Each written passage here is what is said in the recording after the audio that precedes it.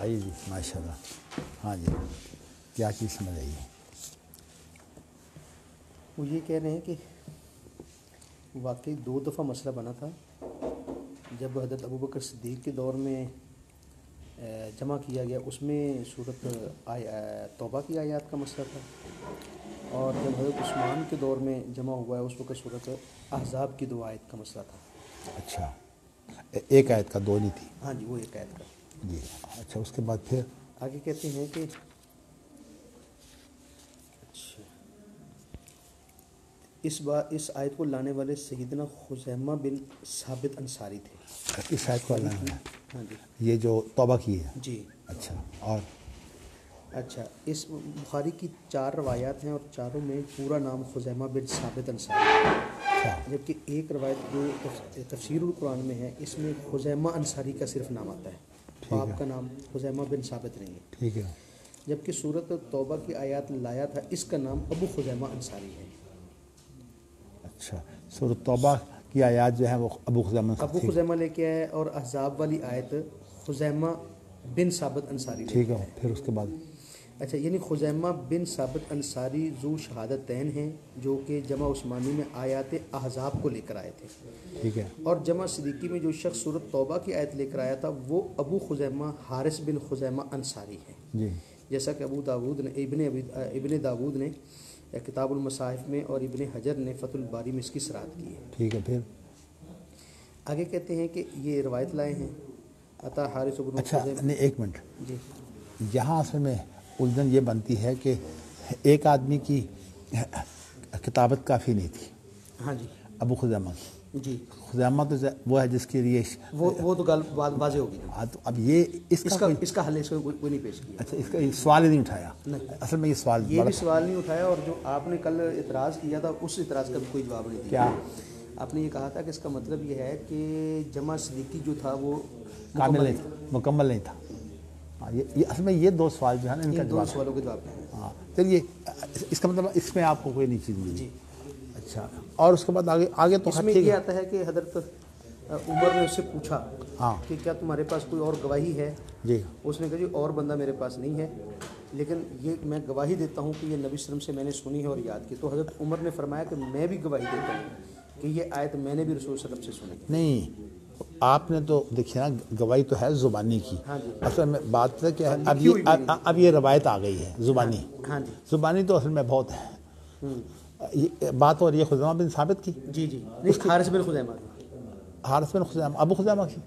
ہاں حارث بن خزیمہ یہ ابو خزیمہ ہے. ویسے اس کا نام چلیے خیر یعنی یوں سمجھ لیں کہ اس کی لکھی ہوئی آیت پر حضرت عمر نے جو گواہی دی تھی اس کی بنیاد پر اس کو قبول کر. نہیں لیکن وہ جو بات ہے نا لکھی ہو نہیں سوال یہ ہے کہ زبانی کی بات تو بہت ہے.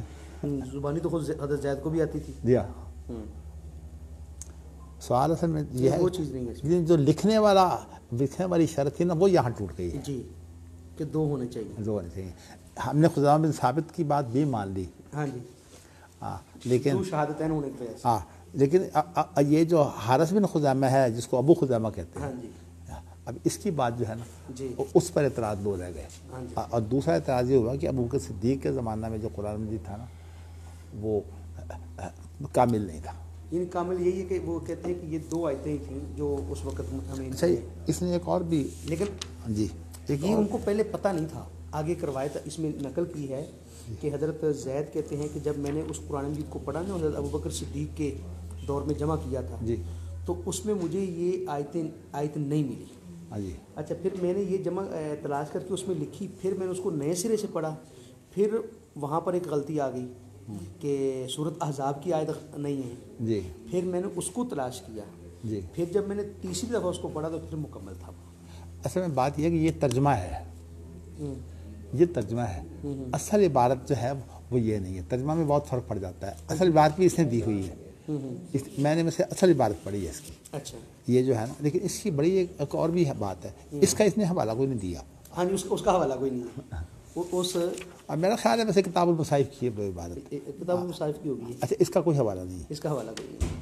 اچھا اب آگے بھی میں نے دیکھا ہے آگے ترجمے کے بعد بھی کوئی حوالہ. اچھا اب یہ جو بات آپ کہہ رہے ہیں نا ہاں جی دراصل ترجمے میں کو تھوڑا بہت جو ہے وہ فرق پڑ جاتا ہے. یہ تو انسان کی مجبوری ہے نا. تو نا ایک تو یہ ہے کہ یہ تو خیر حفصہ کا معاملہ ہے نا. کہتا ہے کہ یہ نہیں مجھے میری حتیٰ بجت تو ہاں مارجول آخر یدعا خزیمہ ایزن. یہاں لفظ سے اس نے خزیمہ کا، خیر اس کو چھوڑیے الفاظ کو، یہ تو روایتوں کا فرق بن جاتا ہے نا. یہاں یدعا خزیمہ ایزن، اصل میں خزیمہ اس لیے کہ وہ حارث بن خزیمہ ہے نا. تو چلیے کوئی فرق نہیں پڑتا، یہ تھوڑی بہت روایتوں کا جو ہوتا ہے. فَأَثْبَتُهَا فِي آخر برا وَلَوْ تَمَّتْ ثَلَاثُ آیَاتٍ لَجَعَلْتُهَا سُورَةً عَلَىٰ. اگر یہ آیتیں 2 کی بجائے 3 ہوتی تو میں اس کو الگ صورت بنا دیتا. اس کی بات کی سمجھ نہیں آتی. اس کا مطلب تو یہ ہوا کہ ایسی صورتیں بھی اکٹھی کی گئی ہیں. نہیں، اس کا مطلب ہے کہ صورتوں کی تکمیل بھی جو ہے نا یہ بھی صحابہ کر رہے ہیں، حالانکہ صورتوں کی تکمیل جو ہے یہی مسئلہ ہے نا.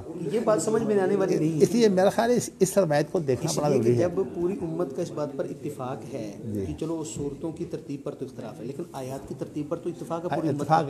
لیکن یہ جو لفظ ہیں یہ تو اس اتفاق کو بھی توڑ رہے ہیں. لیکن اصل میں بات کیا ہے، یہ ہے تو ایک روایت نا. ہے تو روایت. اب اس کا حوالہ کوئی نہیں. اور یہ کتاب المصاحف کی روایت ہے. کتاب المصاحف کی روایت کا جو یعنی اس کے اندر انہوں نے ہر چیز قسم کی چیزیں جمع کر دی ہیں. ان کا مقصود معیاری چیز پیش کرنا ہے نہیں. اب اس کا مطلب مقصود جمع کرنا ہے. کیونکہ کتاب المصاحف حقیقت میں ایک تاریخ کی کتاب ہے. مصاحف کی تاریخ ہے، اس میں مصحف کی تاریخ. مصحف کی تاریخ. صحیح. تو تاریخ کے اندر جو ہے نا چیزیں اس طرح کی جمع ہو جاتی ہیں. اصل میں آپ اس کو دوبارہ پڑھیے گا، لیکن میرا جو اصل پڑھنے سے وہ چیز ہے ہی نہیں. وہ 2 سوال جو ہے وہ ابھی تک باقی ہے. چلیے جزاکم اللہ. ویسے اللہ کی قدرت ہے کہ مجھے 2 دن سے یہاں تکلیف ہے درس کی اور میں مطالعہ نہیں کر سکتا. اس لیے چلیے اللہ نے اس آپ کو اس لیے رکھا ہوا ہے کہ میری کمی جو ہے وہ آپ پوری کرتے رہے. لیکن میرا کہنے کا مقصد یہ ہے کہ اسی معیار پر لائیں جس معیار پر میرا مزاج ہے تحقیق کا. چلیے جزاکم اللہ. اس کو مزید پڑھیے گا.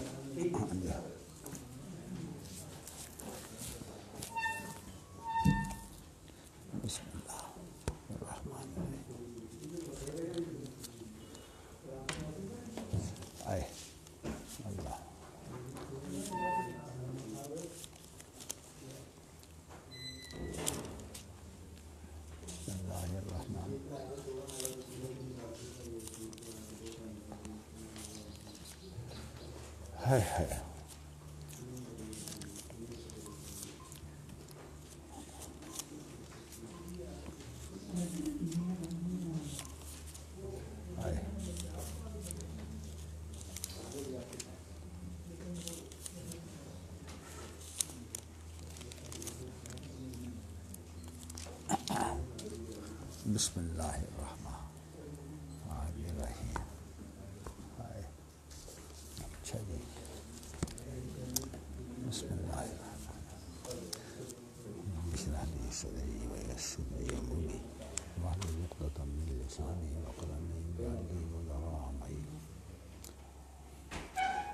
بسم اللہ الرحمن الرحیم. حدثنا موسیٰ عن ابراہیم حدثنا ابن شہاب عن عبید اللہ ابن السباق ان زید بن ثابت وقال اللیث حدثنی عبد الرحمن بن خالد عن ابن شہاب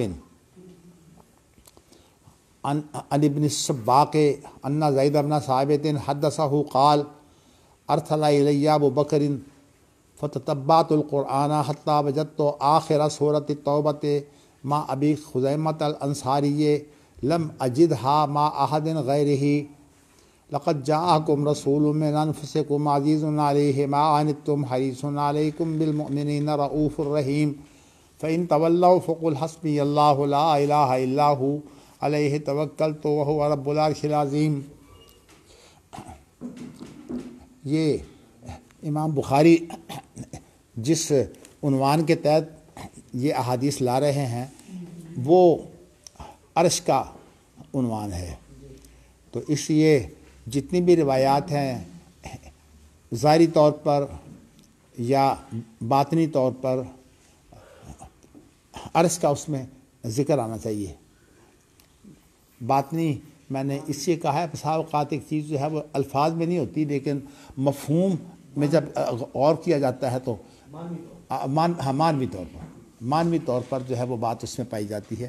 تو چونکہ جو دلیل ہے وہ ضروری نہیں کہ وہ ظاہری ہو، بلکہ ظاہری دلیل کو تو علامت کہا جاتا ہے، اور جو اصل میں دلیل وہ ہوتی ہے جو ہوئی مانوی، اسی لیے علامت کہا جاتا ہے۔ جا اور جو دلیل مثلا ابھی امام بخاری کا جو طریقہ کار ہے نا، وہ دلیل اور استدلال کا ہے، یعنی امام بخاری جتنے بھی اجتہاد کریں گے نا، وہ تمام دلیل اور اجتہاد کے نام سے کریں گے۔ اس سے معلوم ہوا کہ ظاہری جو ہوتی ہے وہ دلیل ہوتی ہے، اور جو معنوی ہوتا ہے وہ استدلال۔ اچھا، امام شافعی نے یہ لفظ تو دو بولے ہیں کہ ایک ہوتی ہے نص صریح اور ایک ہوتی ہے دلالت، اور ویسے متاخرین نے بھی جو قیاس کی دو قسمیں کی ہیں، ایک قیاس علت ہے اور ایک قیاس دلالت ہے۔ تو کہنے کا قیاس علت کا معنی یہ ہوتا ہے کہ اس کی علت تو پتہ ہے، اور قیاس دلالت اس کو بولتے ہیں کہ اس کا جو نتیجہ ہے نا، اس سے معلوم ہو رہا ہے کہ یہاں یہ چیز پائی جائے۔ تو خیر یہ باریکیاں تو متاخرین نے جو ہیں وہ پیش کی ہیں، لیکن ان کا اصل مقصود جو ہے وہ یہ ہے کہ اپنے گروہ کو جو ہے وہ تقویت پہنچانا، یہ بڑی خطرناک چیز ہے۔ اس وقت جو ہمارے اہل حدیث کے اندر صورتحال ہے وہ یہی ہے، ہم لوگ ایک فرقہ بن کر جو ہے وہ ہم نے مسائل محدود کر لیے ہیں، اور جب مسائل ہم نے متعین کر لیے ہیں، ذرا یہ بند کر دیں، مجھے ہوا نہیں اچھی لگتی۔ تو اس کا ہو یہ گیا ہے کہ ایک تحقیق ہے، کچھ علماء جو ہیں وہ اپنی اچھی شہرت کی بنا پر جو ہے وہ مقتدا قرار پا گئے ہیں، اور اب چند ایک مسائل جو ہے وہ ہو گئے کہ یہ اہل حدیث کا مسلک ہے۔ اب اس کے بعد کوئی آدمی جو ہے وہ تحقیق کے نام پر کوئی بات اگر کرے تو اس پر فتوے لگاتے ہیں۔ تکلیف دہ بات جو ہے وہ یہ ہے کہ اگر علماء کا آپس میں اختلاف بھی ہو، وہاں بھی صورتحال یہ ہے کہ تقسیم ہو جائیں گے۔ اب یہ جو مسئلہ ہے خاص طور پر مولانا ثناء اللہ امرتسری کا اور غزنوی خاندان کا، اس کے اندر یہی الجھن ہے کہ غزنوی خاندان کا اثر رسوخ پنجاب میں تھا، اور مولانا ثناء اللہ صاحب کا جو اثر رسوخ ہے پورے ہندوستان میں تھا، اور جب پنجاب میں جو ہے غزنوی خاندان کا جو مقام تھا وہ بھاری ہو گیا، تو مولانا ثناء اللہ صاحب نے جو ہے وہ ہندوستان کے اندر علماء کی حمایت جو ہے وہ حاصل کر لی، بلکہ یہاں صورتحال یہ بنی کہ انہوں نے اپنا ایک دفتر جو ہے برائے نام مسجد مبارک کے اندر قائم کر لیا لاہور میں۔ تو لیکن پنجاب میں صورتحال یہ بنی ہے کہ بعد میں جب تنظیمی حالات بنے ہیں تو پنجاب میں تو تنظیم اہل حدیث کے نام سے ایک اہل حدیثوں کی تنظیم بن گئی، اور مولانا ثناء اللہ صاحب نے وہ نام اتنا معروف نہیں تھا، اب بعد میں ہندوستان والے جو ہیں وہ اس کو کہتے ہیں کہ وہ اسی طرح معروف تھا، بلکہ وہ اس کو زیادہ معروف بناتے ہیں تنظیم اہل حدیث، چونکہ پنجاب کا بڑا حصہ تو آ گیا ہے اب ادھر پاکستان میں، اگرچہ پنجاب کا ایک حصہ جو ہے، حتیٰ کہ دہلی بھی جو ہے وہ پنجابی ہے، لیکن پھر بھی پنجاب کا جو اصل بڑا حصہ ہے نا، خاص طور پر امرتسر، گجرانوالہ، یہ وہ جگہیں ہیں جہاں اہل حدیثوں کی تعداد بہت زیادہ ہے۔ تو لاہور تو ویسے اہل حدیثوں کا گڑھ نہیں ہے، یہاں تو اوروں کی جو ہے وہ زیادہ حیثیت ہے۔ گجرانوالہ قصور کی یہ پٹی جو ہے، اور اس طرح فیصل آباد کا ضلع، لیکن اب فیصل آباد کے شہر میں بھی آ گیا جامعہ سلفیہ کی وجہ سے، پہلے ضلع ہوتا تھا۔ تو کہنے کا مقصد یہ ہے کہ صورتحال جو ہے ہماری یہ تقسیم ہو گئی ہے کہ ایک گروپ جو ہے وہ مولانا ثناء اللہ صاحب کے ساتھ ہے، اور ایک گروپ جو ہے یہ غزنوی خاندان کے ساتھ ہے۔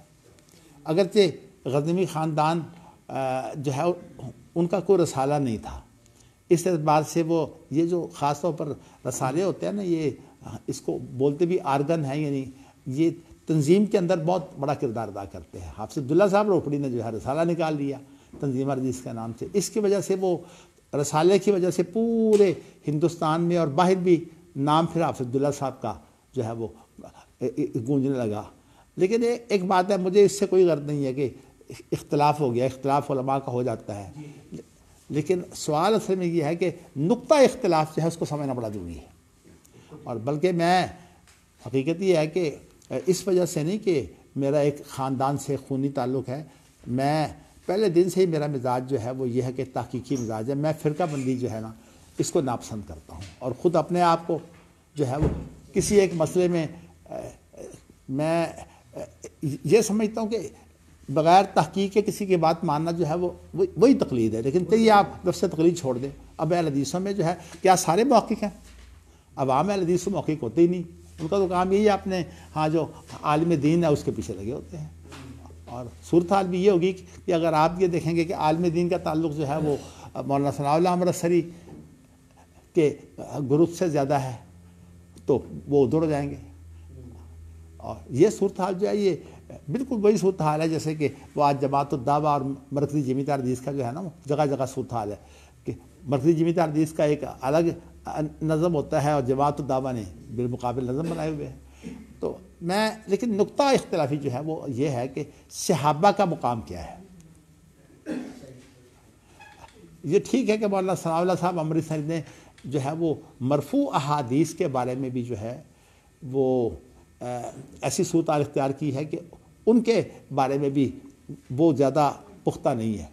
خاص طور پر معجزات کے بارے میں جو باتیں ہیں, اب جو یہ پرندوں کا مسئلہ ہے, ان کو کاٹنے کا یہ مسئلہ ہو, اگرچہ یہ سارے مسائل جو ہیں وہ عربی تفسیر کے نہیں ہیں. اب مثلا یہ مسئلہ بھی ہے کہ موسیٰ علیہ السلام جو ہے جب وہ ننگے نہا رہے تھے تو اس صورتحال یہ بنی ہے کہ انہوں نے اپنے کپڑے جو ہیں وہ نہر کے اندر چونکہ نہا رہے تھے, کپڑے انہوں نے رکھے ہوئے تھے پتھر پر, تو جب وہ باہر نکلے ہیں تو انہوں نے دیکھا کوئی لوگ آ رہے ہیں, تو موسیٰ علیہ السلام جو ہے وہ فوری کپڑے پہننے لگے. وہ کپڑے پہننے لگے تو پتھر نے آگے بھاگنا شروع کر دیا. اب یہ اللہ کی ایک حکمت تھی کہ موسیٰ علیہ السلام کو ننگا دکھانا تھا, کیونکہ ان کا کی ایک تہمت تھی موسیٰ علیہ السلام پر کہ انہیں جو ہے وہ کوئی شکایت ہے خصیتین میں. اور یہ اگرچہ اب اس کے بعد پھر کیا اثر آئی ہیں نا, عام طور پر یہ تکلیف جو ہوتی ہے نا ہرنیہ کی تکلیف میں جو ہے وہ ایسی صورتحال پیدا ہو جاتی ہے کہ یہ اگر بڑھ جاتا ہے تو پھر یہ خصیتین میں آنتے اتر آتی ہیں. تو اصل میں جگہ یہی ہے, اس کے علاوہ اور کوئی جگہ نہیں. بلکہ میں نے ایک ڈاکٹر سے اس پر تبادلہ خیال کیا, تو ڈاکٹر ثناء اللہ صاحب ہیں, اپنا مولانا عبدالسلام ملتانی کے رشتہ دار ہیں, ان کے بھتیجے ہیں غالباً. تو میں نے ان سے گفتگو کرتے کرتے کہ بات یہ ہے کہ یہ جو ہرنیہ ہے خصیتین کے علاوہ اس کی کوئی جگہ ہی نہیں ہے, اور اگر یہ نیچے زیادہ اترے گا تو خصیتین میں جائے گا. اور میں نے ایک آدمی کو دیکھا جو مسجد قدس کے اندر جو ہے وہ نماز پڑھنے آتا تھا, کیونکہ مسجد قدس کے اندر جو استنجا خانے تھے وہاں جو ہے وہ پیچھے کوئی نہیں ہوتا تھا. تو اس بیچارے کے جب اٹھتا تو خصیتین اتنے بڑے تھے اس کے. عارضہ میں بتانا ہی چاہتا ہوں کہ حضرت موسیٰ علیہ السلام کی صفائی اللہ نے دے دی تھی. اب اس واقعہ کا جو ہے مولانا ثناء اللہ صاحب اس واقعہ کو نہیں مانتے. وہ جو ہے وہ اس کی تعبیر یہ کرتے ہیں کہ وہ پتھر تھا ہی نہیں, وہ تو ایک گھوڑی تھی. اور غالباً گھوڑی کے لیے عربی زبان میں لفظ ہے ہجر. وہ کہتے وہ تو کپڑے ان کے ایک گھوڑی پر تھے, وہ گھوڑی دے کر بھاگ گئی تھی. حالانکہ جو احادیث ہیں نا وہ بتا رہی ہیں کہ نہیں وہ پتھر بھاگا تھا. تو اس وجہ سے الزام تو خیر ان پر اور لگے ہیں, لیکن کم از کم ایک بات ایسی ہے جس کو وہ خود تسلیم کرتے ہیں, وہ یہ ہے کہ وہ صحابہ کو اور عام امت کو برابر سمجھتے ہیں. وہ کہتے ہیں صحابہ بھی اجتہاد میں, وہ کہتے ہیں کہ صحابہ بھی غیر معصوم ہیں اور عام علماء بھی غیر معصوم ہیں, اس لیے صحابہ کا اور عام علماء کا کوئی فرق نہیں ہے. اس مسئلے میں اللہ تعالیٰ نے حافظ عبداللہ محدث روپڑی کو یہ توفیق دی کہ انہوں نے ان دونوں کو جمع کرنے کی کوشش کی ہے.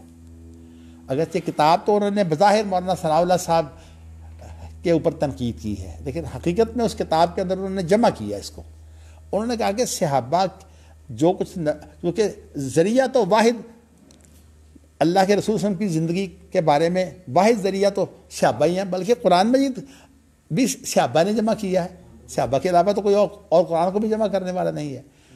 تو انہوں نے اس کی تقسیم جو کر دی ہے، کہتے ہیں کہ ایک چیز ہے عام معاملات میں جس کو ہم کہتے ہیں کہ اللہ کے رسول صلی اللہ علیہ وسلم نے یہ بات فرمائی اور صحابہ نے سمجھ لی۔ وہ کہتے ہیں کہ اگر آپ یہ پیدا کر دیں گے نا مسئلہ کہ صحابہ جو ہے وہ ہماری طرح ہیں، بات یوں نہیں ہے۔ جو مخاطب ہوتا ہے، مثال طور پر اب میں آپ سے بات کرنا چاہتا ہوں، آپ میری بات سن رہے ہیں، جتنا آپ سمجھ رہے ہیں بلکہ میں کہتا ہوں جو آن لائن لوگ موجود ہیں وہ بھی اتنا نہیں سمجھ رہے ہیں، اس لیے کہ میری حرکات یہ ساری انسان کی جو، اسی لیے بڑی اہمیت اس بات کی ہوتی ہے۔ مثلا حافظ ثناء اللہ مدنی رحمہ اللہ جو ہے، اب لوگ میری طرف رجوع کیوں کر رہے ہیں؟ کہتے ہیں کہ انہوں نے حافظ صاحب نے محدث روپڑی کا بہت اچھا تعارف کروا دیا نا، تو وہ کہہ رہے ہیں کہ آپ محدث روپڑی کے شاگرد ہیں۔ اب وہ کہہ رہے ہیں کہ ہمیں محدث روپڑی کے شاگرد سے پڑھنا۔ بھائی بات یہ ہے کہ آپ کو کیا ضرورت ہے، آپ کسی اور عالم سے پڑھ لیں، لیکن چونکہ ان کے ذہن میں حافظ ثناء اللہ صاحب کا بھی مقام محدث روپڑی کی وجہ سے ہے، تو اس لیے وہ میرا مقام یہ سمجھ رہے ہیں کہ میرا محدث روپڑی سے کیا تعلق ہے۔ تو بلکہ ایک نقطہ تھوڑا سا سامنے آ گیا ہے، شاید حافظ ثناء اللہ صاحب کی بات سمجھنے میں مغالطہ ہو گیا۔ وہ کہتے ہیں کہ جی آپ نے حافظ ثناء اللہ صاحب نے تو سیاست محدث روپڑی سے پڑھی تھی، کیا آپ نے سیاست محدث روپڑی سے پڑھی ہے؟ میں نے کہا نہیں، ہم نے تو صرف ان سے بخاری اور مشکات پڑھی ہے، باقی کتابیں تو ہم نے مولانا عبدو صاحب سے پڑھی ہیں۔ وہ کہتے ہیں مولانا عبدو صاحب کون ہے؟ بلکہ ایک شخص نے مجھے کہہ دیا کہ حافظ ثناء اللہ صاحب کہتے ہیں کہ نہیں، ہم نے سیاست ان سے پڑھی ہے۔ میرا خیال یہ ہے کہ اس میں مغالطہ ہوا ہے، لیکن میں ایک بات کہنا چاہتا ہوں کہ اب لوگوں کی تلاش صرف یہ ہے کہ محدث روپڑی کا شاگرد ہو اور اس نے سارا کچھ ان سے پڑھا ہو۔ چلیے میں نے آپ کو اب جو نقطہ اختلافی ہے وہ حافظ عبداللہ صاحب نے اس کو کیسے حل کیا ہے درایت تفسیری میں، اور یہ ان کی سب سے پہلی کتاب ہے، یعنی طالب سے فراغت کے بعد۔ یعنی آپ یوں سمجھیے کہ اس کتاب کی طباعت جو ہے 1333 میں ہوئی ہے، یعنی 1913-14، یعنی آج سے تقریباً کوئی 107 یا 800 سال پہلے، اتنی پہلے یہ پہلی کتاب ہے ان کی حافظ صاحب کی۔ تو اس لیے کتاب کے اندر حافظ صاحب میں سادگی بہت ہے، اور اس لیے اس کتاب کو اگر آپ کہیے کہ تصنیف کا کوئی اعلیٰ معیار ہو، یہ بات نہیں، لیکن باتیں جو ہیں وہ علمی طور پر بڑی ٹھوس ہیں۔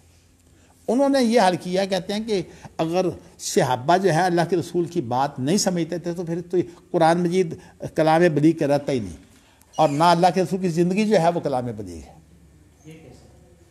ہاں جی، نہیں، بلاغت کہتے ہی اسے ہیں جو کسی کے حال کے مطابق ہو، یعنی فصاحت اور بلاغت کا فرق یہ ہے۔ فصیح اسے کہتے ہیں کہ وہ الفاظ جو ہیں ان کے اندر کوئی اجنبیت نہ ہو، اور بلاغت کہتے ہیں کہ وہ مقتضی حال کے مطابق ہو۔ تو اگر صحابہ جو ہے وہ اللہ کے رسول کی بات نہیں سمجھتے تھے تو پھر تو اس کا معنی یہ ہے کہ یہ اللہ کے رسول کی زندگی جو ہے وہ آپ کی جو ذمہ داری تھی وہاں علیک الا البلاغ المبین، آپ کی ذمہ داری پوری نہیں ہوئی۔ تو اس اعتبار سے حافظ عبداللہ صاحب کہتے ہیں کہ وہ تفسیر، خاص طور پر قرآن کی تفسیر میں مسئلہ ہے نا، انہوں نے کتاب کا نام رکھا ہے درایت تفسیری۔ کہتے ہیں کہ جو اللہ کے رسول کی باتیں تھیں وہ صحابہ سمجھتے تھے، اس کے باوجود بھی بعض مسائل میں صحابہ کا اختلاف ہے۔ تو جب صحابہ کا اختلاف آئے گا تو صورتحال بدل جائے گی، لیکن جہاں اختلاف نہیں ہے اس کے بارے میں یہ شک کرنا، اگر صحابہ کے اوپر آپ یہ شک کریں گے تو اس کا معنی کہ صحابہ کی تو روایتی بہت بار نہیں پھر جا جاتی، وہ سمجھے ہی نہیں۔ بعض روایات کے بارے میں تو ہم کہہ سکتے ہیں کہ چلیے جو ان کا اختلاف ہوا تو اس کے بارے میں ایک رائے جو ہے وہ آپ تحقیق کی بنا سکتے ہیں۔ تو اسی لیے حافظ عبداللہ محدث روپڑی کا میں نے آپ کو بتایا تھا موقف یہ ہے کہ وہ صحابہ کے اختلافات کی حد تک جو ہے وہ گنجائش دیتے ہیں، بلکہ تقلید کے بارے میں جو میری ان سے 3 دن تک میں اس کو سمجھنے کی کوشش کرتا رہا، چونکہ وہ ماشاءاللہ بہت زیادہ ہی حوصلہ والے تھے، وہ سمجھانے کی کوشش کرتے تھے۔ تو مسئلہ بنیادی یہی تھا۔ تو کہنے کا وہ کہتے تھے صحابہ کا اگر کسی مسئلے میں اختلاف ہے تو اس کے بارے میں فتوی بازی نہ کریں۔ تو میں بتانا سمجھ چاہتا ہوں کہ مولانا ثناء اللہ صاحب کہتے تھے نحن رجال و ہم رجال. جیسے صحابہ جو ہے تو اس کا لیکن اگر صحابہ کا آپس میں اختلاف ہو جاتا ہے تو ان کو اگر آپ نہیں مانتے تو روایتی جو یہ مسئلہ آگے روایت کا یہ ختم ہو جائے گا. اس لیے کہ روایت کرنے والے بھی تو صحابہ کا اگر فہم صحیح نہیں ہوگا روایت کہاں معتبر رہ جائے گی. تو اس لیے کم از کم صحابہ کے فہم پر جو ہے وہ اعتماد ہونا چاہیے. ہاں جہاں کہیں آپس میں اختلاف ہو گیا وہاں آپ تحقیق کریں, لیکن یہ بھی کہنا غلط ہے کہ صحابہ معصوم تھے. صحابہ معصوم بھی نہیں تھے بھی ہماری طرح, لیکن اتنی بات ہے جیسے کہ ہمارے ہاں بھی جو براہ راست شاگرد ہوتا ہے اس کا جو معاملہ ہوتا ہے اور دوسرے لوگوں کے معاملے کا فرق ہوتا ہے. صحابہ کا اور ہمارا ایک فرق ہے. تو اس لیے حافظ عبداللہ صاحب نے ویسے تو کہا ہے کہ درایت اجتہادی جو ہے ہم اس کے پابند نہیں ہیں, اور درایت اجتہادی انہوں نے یہ مراد دی ہے کہ یہ جو کسی کلام میں غور و فکر کر کے جو فائدے حاصل کیے جاتے ہیں ان کو وہ کہتے ہیں درایت اجتہادی. مثال طور پر انہوں نے مثال دی ہے کہ ابو لہب کی بیوی کے بارے میں آتا ہے کہ وامرأتہ حمالۃ الحطب, اس کی جو بیوی جو ہے وہ ایندھن اٹھانے والی. تو کہتے ہیں کہ وامرأتہ جو ہے اس سے یہ نکلتا ہے کہ جاہلیت کے نکاح معتبر ہے. ٹھیک ہے, نکلتی ہے بات, اور یہ بات صرف یہاں نہیں ہے, بہت زیادہ ہے. بہرحال مولود لہو سے کتنے نقطے نکلتے ہیں کہ خاندان کا ذمہ دار جو ہے وہ باپ ہوتا ہے, بلکہ جو ماں ہے اس کے بارے میں تو یہ ہے کہ بہرحال وارث مثل ذالک, اگر مولود لہو موجود نہیں ہے تو جو اس کا وارث ہے وہ اس کی ماں کی کفارت کا بھی ذمہ دار ہے. تو یہ نقطے ہیں, لیکن یہ سارے اجتہادی نقطے ہیں. تو اس کا نام انہوں نے رکھا ہے درایت اجتہادی, کہ درایت اجتہادی جو ہے اس کے بارے میں آپ صحابہ سے اختلاف کر سکتے ہیں. یعنی گویا کہ انہوں نے اس حد تک مولانا ثناء اللہ صاحب کا ساتھ دیا ہے. اور جو درایت تفسیری ہے اس کے اندر وہ کہتے ہیں کہ خاص طور پر تفسیر کے اندر صورتحال یہ ہے کہ یہ جو اصول ہے نا مفسرین کا وہ یہ ہے کہ اگر صحابی جو ہے وہ کسی قرآن کی کسی آیت کی تفسیر کرے اور وہ تفسیر جو ہے اس کے اندر اجتہاد کا دخل نہ ہو, اور دوسری شرط یہ ہے کہ وہ اسرائیلیات میں سے نہ ہو, تو پھر وہ حکماً مرفوع ہوتی ہے. یعنی مطلب یہ ہے کہ وہ تفسیر صحابی کی نہیں ہوتی بلکہ نبی اکرم, اگر جو اس کے اندر وہ سارے اصول جو ہیں اصول تفسیر کے بسا اوقات جو ہے وہ مختلف قسم کے الفاظ ہوتے ہیں لیکن مراد ایک ہوتی ہے, وہ الگ اصول ہیں. تو کہنے کا مقصد یہ ہے کہ میں یہ سمجھتا ہوں کہ یہ بہت اچھی انہوں نے جمع کی ہے. تو لیکن جو لوگ ان چیزوں میں نہیں پڑھتے, فرقوں کے اندر پڑ گئے ہیں اور مسائل انہوں نے متعین کر لیے ہیں, اب اس میں خاص طور پر جب اصولی بحث کرنے والے لوگ آتے ہیں تو وہ بڑی پھر ٹامکٹیاں مارتے ہیں. اس لیے کہ ہمارے ہاں اصول کا ذوق اس لیے نہیں ہے کہ تقلید کے اندر اصول کی اور اجتہاد کی تو کوئی اہمیت ہی نہیں ہوتی. ہمارا تقلیدی ایک دور ہے. ہمارے ہاں جو حنفی شیعہ وہ تو ہیں ہی مقلد, اہل حدیث اپنے آپ کو غیر مقلد کہتے ہیں, لیکن جس مسئلے میں جو اہل حدیث کا مسئلہ معروف ہو جائے اس کے اندر اتنے سخت ہوتے ہیں کہ دوسرے تو جو ہیں غور کرنے کے لیے تیار ہو جاتے ہیں, یہ تیار نہیں ہوتے کیونکہ یہ سمجھتے ہیں ہم نے تو جو کچھ لیا قرآن حدیث سے لیا ہے, حالانکہ وہ قرآن حدیث سے ضروری نہیں ہے کہ وہ لیا ہو. تو اسی لیے بعض مسائل کے بارے میں جب میں خاص طور پر کوئی تحقیق پیش کرتا ہوں تو اس کے اندر مجھے یہ خیال آتا ہے کہ فتوی بازی نہ کہیں شروع ہو جائے. تو اگرچہ اللہ تعالیٰ نے تو ہمیں حکم دیا کہ اس میں آپ کو جو تحقیق ہے وہ انسان اپنی خلوص سے کرے اور خلوص سے پیش کر دے, اس کے بعد اس کا ولا یخافون فی اللہ لومۃ لائم, یہ چیز ہونی چاہیے. اسی لیے بعض چیزیں جو ہیں وہ, چلیے یہ روایت آپ کے سامنے آئی ہے, میں نے اصل میں گفتگو اس کے حوالے سے ہی کی ہے. یہاں ایک صورتحال یہ بن گئی ہے, اگرچہ بات ایک یہ تھی کہ ذالک مستقر اللہ جو ہے نا, بات اس کی بھی تھی. اس کی بات تو یہ تھی کہ ذالک مستقر اللہ جو ہی یہ عبداللہ بن مسعود کی قرات ہے. اچھا, اب صورتحال جو ہے وہ واقعتاً یوں ہے کہ سب سے پہلے جو صحابہ کا اختلاف شروع ہوا ہے یہ شروع ہوا ہے شام کے علاقے میں اور عراق کے علاقے میں۔ عراق کے اندر عبداللہ بن مسعود تھے اور وہاں کے لوگ جو ہیں وہ عبداللہ بن مسعود کی قرات پڑھتے تھے، اور جو شام کے لوگ ہیں وہاں ابی بن کعب تھے، وہ ابی بن کعب جو ہے ان کی روایت پڑھتے تھے۔ ان کے آپس میں جو ہے وہ اختلاف شروع ہوا، تو ظاہر ہے جب پہلا اختلاف ہو تو اس کے اندر شدت ہوتی ہے، شدت کے اندر یہاں تک آگے بڑھ گئے کہ کہنے لگے کہ جو یہ تلاوت کرے گا وہ کافر ہے، تکفیر کی نوبت آ گئی۔ اس وقت حضرت حذیفہ بن یمان جو یہ سارے واقعہ کو دیکھ رہے تھے، وہ جب مدینہ میں آتے ہیں تو اپنے گھر نہیں گئے، گھر جانے سے پہلے حضرت عثمان کے پاس گئے ہیں۔ حالانکہ دیکھیے انسان 4 مہینے کے بعد اگر آتا ہے واپس تو اسے کم از کم پہلے گھر جانا چاہیے، تو وہ صحابہ کے پاس گئے، حضرت عثمان کے پاس گئے ہیں اور ان کو جا کر یہ سارا واقعہ بیان کیا اور کہا ہے کہ اس کو آپ جو کہ خلیفہ ہیں اس لیے اس معاملے کو حل کرنے کی کوشش کریں۔ تو حضرت عثمان نے جو ہے وہ اس معاملے کو حل کرنے کی پھر یہ کوشش کی کہ حضرت عثمان رضی اللہ تعالیٰ عنہ نے کہا کہ میں قرآن مجید کو جو ہے وہ ایسی صورت میں لکھ دیتا ہوں کہ اس کے علاوہ جو ہے کوئی اس کو تلاوت نہ کرے۔ تو اب انہوں نے جو ہے وہ حضرت عثمان نے جو کام کیا قرآن مجید کو لکھنے کا، تو یہ کہنے کو تو لکھنا ہی ہے لیکن اس کے اندر اور بہت سی چیزیں آ گئی ہیں۔ اس کے اندر ایک تو ہوئی ہے ایڈیٹنگ۔ آپ دیکھیے نا، ایک رسالہ ہوتا ہے، مضمون لکھنے والے تو لوگ ہوتے ہیں لیکن جو ایڈیٹر ہوتا ہے اس نے کیا کام کرنا ہے، کس مضمون کو اس نے کیا اہمیت دینی ہے، کس مضمون کو اس نے وہ اہمیت نہیں دینی، یہ کام ایڈیٹر کا ہوتا ہے۔ حتیٰ کہ یہ جو آپ روزنامے پڑھتے ہیں نا، اس کے اندر لیڈ کس کی لگانی ہے، خبروں کو کس صفحے پر شائع کرنا ہے، کس انداز سے شائع کرنا ہے، یہ سارے کا سارا کام جو ہے یہ ایڈیٹنگ کا ہوتا ہے۔ تو اب حضرت عثمان رضی اللہ تعالیٰ عنہ نے جب قرآن مجید کو جو ہے وہ جمع کیا تو اس سے پہلے حضرت ابوبکر صدیق رضی اللہ تعالیٰ عنہ یہ کام کر چکے تھے، بلکہ نبی اکرم صلی اللہ علیہ وسلم بھی یہ کام کر چکے تھے۔ لیکن آپ کی جو جمع کی شکل تھی وہ چونکہ آپ خود تو لکھنے والے ہوتے نہیں تھے اور صحابہ لکھتے تھے، تو صحابہ کو جو چیز میسر آتی تھی وہ کیا ہے کہ اگر کھجور کی چھال اس کو جو ہے وہ یوں بنا لیا جائے کچھ لکھا جا سکے، اور لکھتے بھی ایسی چیزوں سے تھے جو دھوئی جا سکتے، اگر وہ پانی میں ڈال دی جائے تو دھل جاتی ہے۔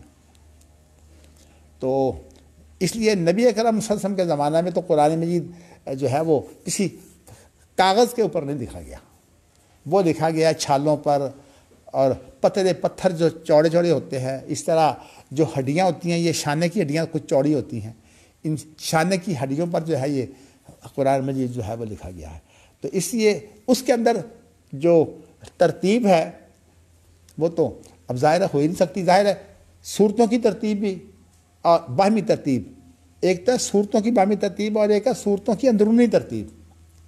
اس کے بعد جب علماء نے تحقیق کی، خاص طور پر صحابہ نے جو تحقیق کی ہے، اس کے اندر یہ بات ہے کہ صورتوں کی جو اندرونی ترتیب ہے نا وہ تو موجود ہے، اور اس کے بعد جو صورتوں کی بیرونی ترتیب ہے، مطلب یہ کہ اس صورت کے بعد یہ رکھی جائے، اس صورت کے بعد یہ رکھی جائے، اس کی ترتیب جو ہے یہ حضرت عثمان رضی اللہ تعالیٰ عنہ کی ایڈیٹنگ ہے۔ تو یہ توقیفی نہیں ہے، اور اس کے لیے خاص طور پر جو مستدرک حاکم ہے نا اس کا مطالعہ کرے۔ انہوں نے کہا ہے کہ اللہ کے رسول نے جمع تو کیا ہے لیکن کتابت کی صورت میں نہیں، کتابت تھی لیکن کتابت اس طرح بکھری ہوئی، چھالوں پر، پتھروں پر، اس طرح شانے کی ہڈیاں اور بھی جو چیزیں اس قابل ہوتی ہیں، حتیٰ کہ چیتھڑے بھی، جو کپڑا ہوتا ہے نا اس کے اگر ٹکڑے مل جائیں تو اس پر بھی لکھا گیا ہے، تو وہ سارے کے سارا ظاہر ہے اس کا ڈھیر بن سکتا ہے، اس کی کوئی کتاب تو نہیں بن سکتی۔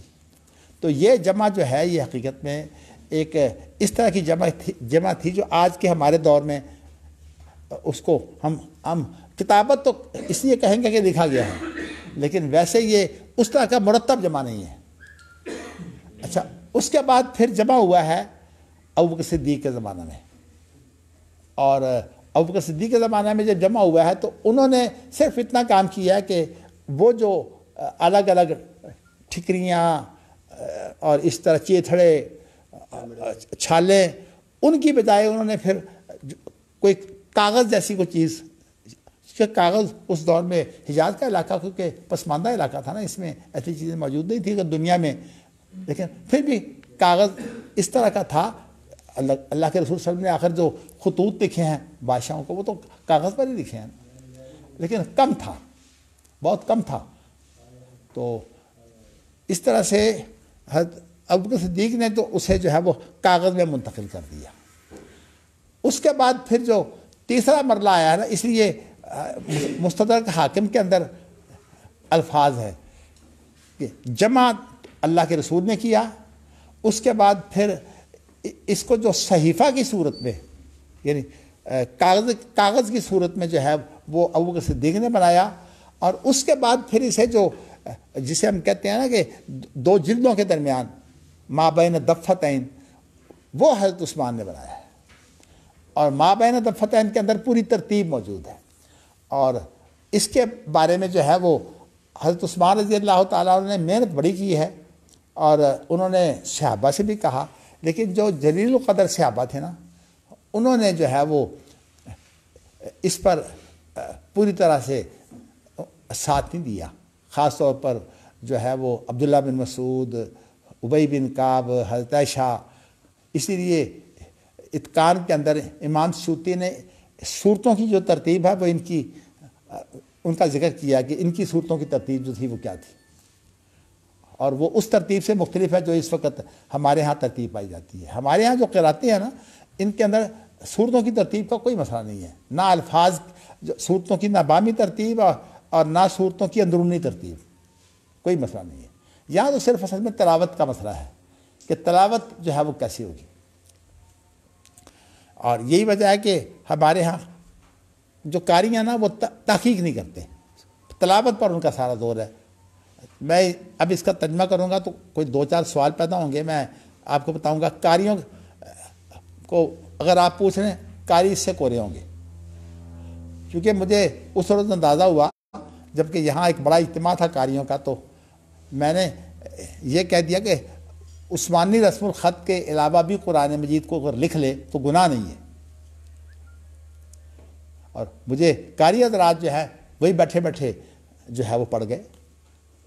یہ جو استاد قاری ہیں تو کہنے کہ مدنی صاحب یہ فتنہ پیدا نہ کریں۔ بھئی فتنہ، میں تحقیقی بات کر رہا ہوں، آپ علماء ہیں، یہاں آپ عوام ہیں نہیں۔ تو میں نے کہا کہ آپ دیکھیے کہ نور محمد اصح المطابع کی جتنی کتابیں ہیں ان کے اندر سارا قرآن مجید نستعلیق لکھا گیا ہے، اور وہ اردو رسم الخط ہے نستعلیق۔ تو کہنے کہ اس کو اصل تو فارسی ہے، یہ فارسی رسم الخط جو اردو میں آیا ہے یہ اس میں لکھا گیا ہے، اور اس کے اندر وہ چیز جو ہے وہ اہتمام ہوتا ہی نہیں۔ اب دیکھیے نا، اب مالک ہے، یہ الف کے ساتھ دیکھا جائے کہ اس کے اوپر کھڑی زبر ڈالی جائے۔ اردو میں تو ہم لکھیں گے مالک، حتیٰ کہ آپ یہ دیکھیے کہ صلاۃ کا لفظ ہے، قرآن مجید میں لکھا جائے گا واو کے ساتھ، لام کے بعد واو، اور اگر آپ قرآن کے علاوہ لکھیں گے تو واو کے بغیر لکھیں گے۔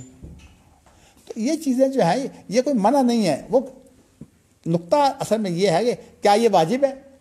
میں نے کہا تھا کہ دیکھیے ایک تو بات یہ ہے کہ اسے آپ توقیفی کہیں، لیکن توقیفی کا معنی یہ ہے کہ عثمان تک توقیفی ہے، کیونکہ رسم الخط تو عثمانی ہے، نہیں کہتے تھے نہیں یہ اللہ کے رسول تک ہے۔ میں نے کہا اگر اللہ کے رسول تک ہے پھر اس کو عثمان کا رسم الخط کہیں نہیں، اس کو آپ جو ہے وہ رسم الخط نبوی کہیں پھر اس کو۔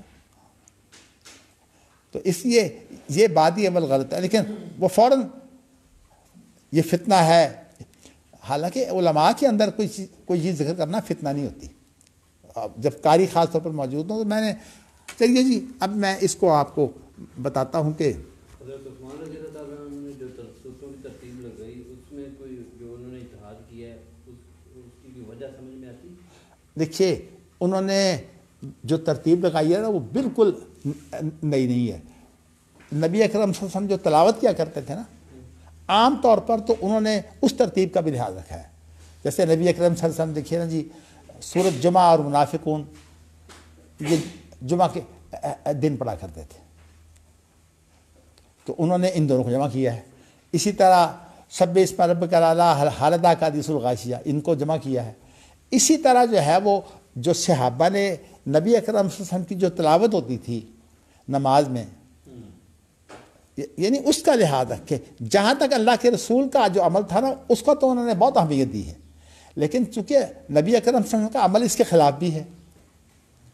جیسے کہ نسائی کی یہ روایت ہے، غالباً نسائی کی ہے، وہ یہ ہے کہ نبی اکرم صلی اللہ علیہ وسلم نے قرآن مجید رات کی جو نماز کے اندر جو پڑھا ہے اس کے اندر پہلے آپ نے سورۃ بقرہ پڑھی ہے، پھر آپ نے سورۃ نساء پڑھی ہے، پھر آپ نے آل عمران پڑھی ہے. اس میں تو ترتیب اس سے مختلف ہے جو قرآن مجید میں اس کو پائی جاتی ہے. قرآن مجید میں تو آل عمران پہلے ہے اور نساء بعد میں ہے.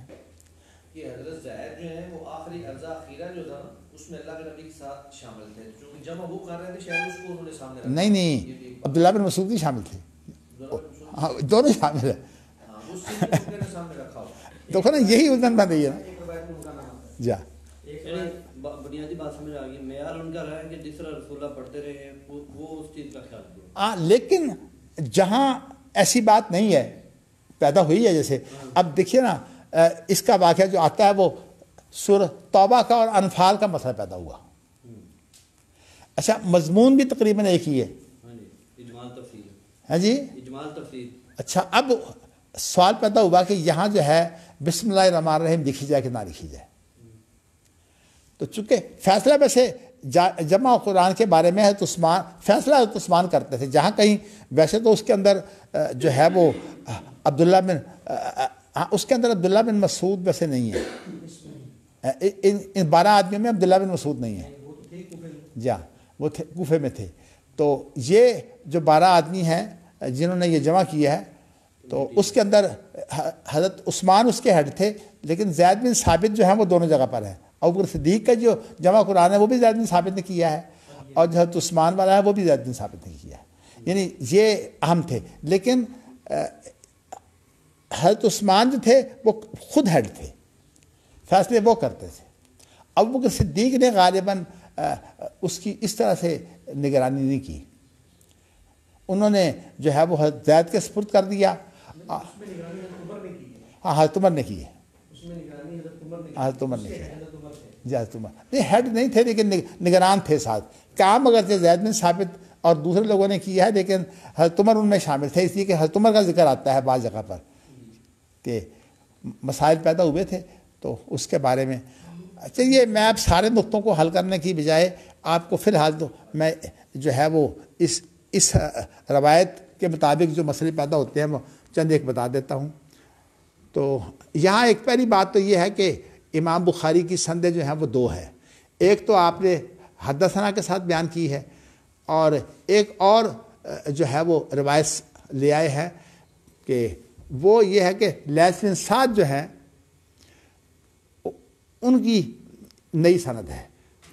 اور دیکھیے نا پہلے جو ہے وہ آپ دیکھیے موسیٰ ابراہیم سے اور ابراہیم ابن شہاب زہری سے، اور یہاں کیا ہے لیث عبد الرحمن بن خالد سے، اور یہاں اور ابن شہاب یہ ویسے ہیں 3 آدمی، دونوں جگہ 3 ہیں.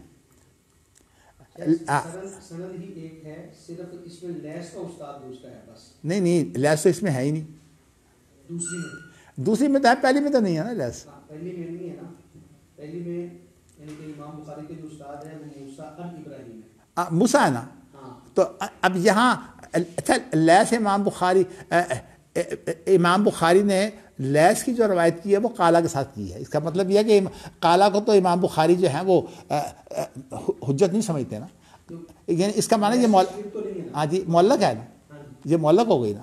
لیکن اسی لیے امام بخاری نے جو ہے وہ پہلی کو اساس کے طور پر پیش کیا ہے، اور دوسری روایت صرف تائید کے طور پر ہے. یعنی معلق روایت جو ہے یہ تائید کے طور پر ہے، اور اسی لیے قال لیث انہوں نے تائید کر دی ہے سند کی. اور اگر اس کو جو ہے مزید آگے بڑھایا جائے امام بخاری تک تو یہ ہے بھی اسفل. یہ بھی ہو سکتا ہے نا کہ موسیٰ دونوں کا شاگرد ہو، ابراہیم کا بھی اور لیس کا بھی. نہیں یہ تو ہو سکتا کی بات نہیں نا، یہ خبر کی بات ہے، خبر میں ہو سکتا نہیں ہوتا، خبر میں جو ہے دلیل ہوتی ہے. تو اس لیے یہاں جو ہے وہ دیکھیے نا، اس روایت میں جو لیث اور امام بخاری کے درمیان میں کوئی، اچھا امام بخاری نے پھر اس کو یعنی قالا کے ساتھ اور ان کے ساتھ جو روایت ہوتی ہے اس کے اندر اتصال لازمی نہیں ہوتا. تو اسی لیے امام بخاری جو ہے وہ قالا کے ساتھ جب بیان کرتے ہیں تو وہ روایت جو ہے وہ امام بخاری یعنی اس کو تائید کے لیے لاتے ہیں، اس کو اساس نہیں بناتے. ویسے بھی اگر اس کے ساتھ امام بخاری وہ شخص لے آتے جس نے لیث سے سنی ہے تو یہ روایت جو ہے یہ اسفل ہوتی. تو امام بخاری جو ہے وہ اعلیٰ کو بنیاد بناتے ہیں، اسفل کو بنیاد نہیں بناتے. چلیے یہ تو ایک نقطہ تھا. خیر اس کے بعد جو روایت ہے نا ابن شہاب زہری سے آگے وہ ایک ہی ہے. چلیے آگے یہ ہے کہ زید بن ثابت کہتے ہیں کہ ابو بکر صدیق نے میری طرف ایک آدمی بھیجا. تو اب انہوں نے اختصار سے یہ بیان کیا ہے کہ فتتبعت القرآن حتی وجدت آخر سورۃ توبۃ مع ابی خزیمۃ انصاری ہے. تو میں نے جو ہے وہ محنت سے جو تلاش ہوتی ہے اس کو تتبع کہتے ہیں. تو میں نے محنت سے جو ہے وہ تلاش کر کے قرآن مجید کو جو ہے وہ تیار کیا. اس کے اندر کہتے ہیں کہ یہاں انہوں نے وہ شرط ذکر نہیں کی. وہ حضرت عثمان کے بارے میں تو شرط معروف ہے کہ انہوں نے یہ شرط رکھی تھی کہ میرے پاس جو ہے وہ کم از کم 2 آدمی ایسے ہونے چاہیے جن کے پاس جو ہے وہ تحریر موجود ہو. اور تحریر بھی جو ہے وہ ایسے تحریر نہیں، تحریر وہ ہو جو یعنی نبی اکرم صلی اللہ علیہ وسلم سے منظور شدہ ہو. کیونکہ جو تحریر منظور شدہ نہ ہو اس کی تو حیثیت ہی کچھ نہیں ہوتی. تو کہنے کا مقصد یہ ہے کہ کم از کم 2 آدمیوں کے پاس اس کی تحریر ہونی چاہیے. اگرچہ قرآن مجید میں یہ ایک لکھنے کے لیے انہوں نے شرط رکھی تھی، قرآن مجید کا جو ثبوت ہے وہ لکھائی کے ساتھ نہیں ہے، وہ تلاوت کے ساتھ ہے. تو اسی لیے جو ہے وہ آپ کو مثالیں ملیں گی کہ ان کے بارے میں تحریر ایک شخص کے پاس ملتی ہے اور پھر اس کے بعد زبانی تائید کرنے والے کئی ہوتے ہیں. مثال طور پر ایک روایت جو ہے وہ یہاں نہیں موجود لیکن ایک روایت میں ہے کہ خزیمہ بن ثابت انصاری کی بات ہے. تو حضرت عمر نے اس کی جو ہے زبانی تائید کی ہے، یعنی ان کو جو قرآن حفظ تھا اس کے اندر ان کو یہ آیت حفظ تھی لیکن زبانی تائید ہے، تحریر انہوں نے پیش نہیں کی حضرت عمر نے. تو اس لیے تحریر صرف ایک شخص کی ہے، ابو خزیمہ انصاری کی. اور یہ ابو خزیمہ انصاری کے اگرچہ اور نام معروف ہیں لیکن ایک نام یہ بھی جو ہے وہ ناموں میں موجود ہے، حارث بن خزیمہ. تو اس لیے یہ نام ذرا چھوٹا ہے اس لیے اس کو ذرا زیادہ شہرت مل گئی ہے، حارث بن خزیمہ. اور یہ جو ایک اور شخص ہے جو ذکر آئے گا اس کا نام ہے خزیمہ بن ثابت. یہ دونوں انصاری ہیں. تو کہنے کا مقصد یہ ہے کہ جب انہوں نے لکھنا شروع کیا تو حضرت زید بن ثابت نے، لیکن یہاں اس شرط کا اس لیے ذکر نہیں کیا کہ یہ شرط جو ہے یہ حضرت عثمان کی شرط تھی، کیونکہ ابوبکر صدیق کا مقصد تو صرف جمع کرنا تھا، اس کی جو مزید تحقیق ہے وہ پھر بعد میں ہوئی ہے. تو انہوں نے جو ہے کہ یہ ابوبکر صدیق کے زمانے کی بات ہے ویسے کہ انہوں نے ابو خزیمہ انصاری کے پاس جو ہے یہ صرف پائی. تو اب اس کے بارے میں جو الجھاؤ پیدا ہوتا ہے وہ یہ پیدا ہوتا ہے کہ ابو خزیمہ انصاری جو ہیں یہ عام صحابہ کی طرح ان کی شہادت ایک شخص کی شہادت ہے، جبکہ خزیمہ بن ثابت انصاری جو ہے نا اس کی شہادت جو ہے وہ 2 شخصوں کی شہادت ہے. یعنی وہ ایک اور واقعہ ہے. اس اور واقعہ کے نتیجے میں خزیمہ بن ثابت انصاری کے بارے میں تو اللہ کے رسول نے یہ کہا تھا کہ اس کی شہادت جو ہے وہ 2 آدمیوں کی ہوگی. وہ ایک واقعہ ہے، میں مختصر سا اس لیے ذکر کر دیتا ہوں تاکہ تکمیل ہو جائے کہ نبی اکرم صلی اللہ علیہ وسلم نے سفر کے اندر کسی شخص سے جو ہے وہ سودا کیا اور سودا کرنے کے بعد جو ہے وہ آپ نے جو ہے وہ سودا تو کیا سفر میں، لیکن اس کو جو آپ نے ادا کرنی تھی رقم، وہ آپ نے جو ہے وہ مدینہ میں آ کر کرنی تھی۔ جب آپ رقم لینے گئے ہیں اپنے گھر میں، تو اب چونکہ مارکیٹ میں پہنچ گیا تھا، اب کئی اس کے خریدار اور تھے، اس کی بات جو ہے وہ کسی اور سے ہو گئی، اس نے زیادہ رقم دے دی۔ اب جب رقم دے دی تو اللہ کے نبی صلی اللہ علیہ وسلم جب آئے گھر سے رقم لے کر، تو اس نے کسی اور سے بات کر لی تھی، وہ کسی اور کو دے رہا تھا۔ تو نبی اکرم نے فرمایا کہ دیکھو تمہارا میرا سودا ہو چکا ہے، صرف رقم کا مسئلہ ادھار کا تھا، ہماری آپس میں جو بات چیت ہے وہ تو طے پا چکی ہے، اس لیے رقم ایک الگ چیز ہے، وہ ضروری نہیں کہ انسان فوری دے، وہ ٹھہر کے بھی دے سکتا ہے۔ اس نے کہا جی سودا ہی نہیں ہوا۔ اب اس کے بارے میں جو ہے وہ نبی اکرم صلی اللہ علیہ وسلم کے پاس اس وقت گواہ کوئی نہیں تھا۔ اس وقت خزیمہ بن ثابت انصاری جو ہے نا وہ کھڑا ہو گیا، اس نے کہا جی میں گواہ ہوں۔ اس نے کہا جی کہ میں گواہی دیتا ہوں کہ اس کا سودا جو ہے وہ اللہ کے رسول صلی اللہ علیہ وسلم سے ہوا تھا، اور صرف رقم کی بات جو ہے وہ رہ گئی تھی، وہ یہاں آ کر مدینہ منورہ آ کر ادا کرنی تھی۔ اب یہ خزیمہ بن ثابت انصاری کا جو واقعہ ہے، نبی اکرم صلی اللہ علیہ وسلم نے اس وقت اس کی گواہی کی وجہ سے آپ کے حق میں فیصلہ آ گیا، لیکن بات یہ پیدا ہوئی کہ اللہ کے رسول نے اس سے پوچھا کہ تم نے گواہی کیوں دی، تم نے گواہی کیسے دی، تم تو وہاں موجود نہیں تھے۔ اس نے کہا کہ یہ آسمان کی خبریں آپ ہمیں دیتے ہیں تو ہم مانتے ہیں، ہم زمین کی خبر آپ کی نہ مانیں۔ تو اس سے معلوم ہوتا ہے کہ اگر شہادت جو ہے وہ اتنی پکی ہو، اس پر اعتماد کیا جا سکے تو گواہی دی جا سکتی ہے، خواہ انسان اس کے اندر خود موجود نہ ہو۔ خیر مسائل کئی نکلتے ہیں۔ دوسری بات یہ ہے کہ اللہ کے رسول نے فرمایا کہ خزامہ گواہ تو 2 ہونے چاہیے تھے، لیکن ہماری بات بن گئی صرف تیری گواہی سے، لیکن تیری گواہی جو ہے وہ آئندہ دو شخصوں کی گواہی ہوگی۔ تو اس بنا پر یہ خاص طور پر جو قرآن مجید کے جمع کی بات آتی ہے، اس کے اندر آتا ہے کہ خزیمہ بن ثابت انصاری کی گواہی جو ہے وہ 2 آدمیوں کے برابر تھی، اس اعتبار سے ایک تحریر بھی کافی تھی۔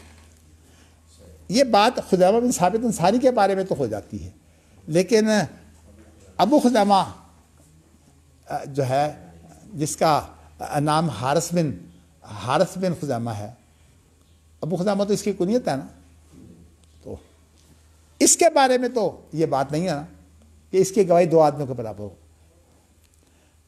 تو اس سے یہ معلوم ہوتا ہے کہ حضرت ابوبکر کی یہ شرط جو ہے وہ اتنی زیادہ پکی نہیں تھی، اگرچہ ہوگی لیکن اتنا زیادہ اس کا اہتمام نہیں ہوا۔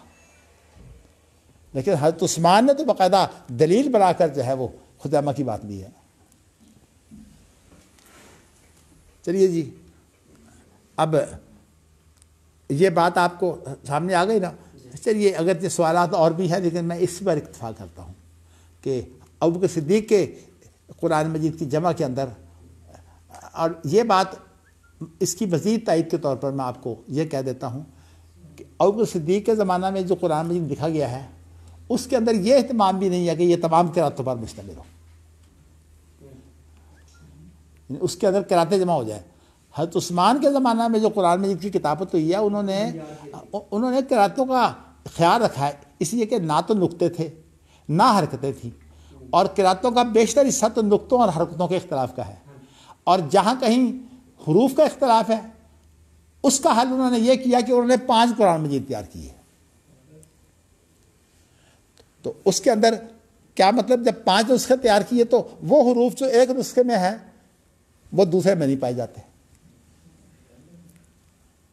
تو اس اعتبار سے قرآن مجید تو ویسے 5 تیار کیے گئے تھے لیکن بھیجے گئے ہیں 8 علاقوں کی طرف، اسی لیے اس میں اختلاف ہے کہ قرآن 5 تیار ہوئے تھے کہ 8 تیار ہوئے تھے۔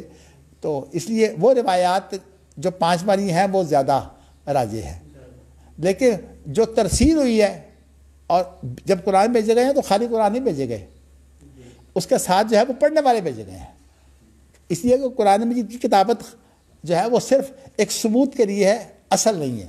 اصل تو قرآن کی تلاوت ہے. تو اس لیے 7 قاری بھیجے گئے. تو اس لیے قراتوں کا جو مسئلہ ہے وہ قاریوں کے ساتھ متعلق ہے.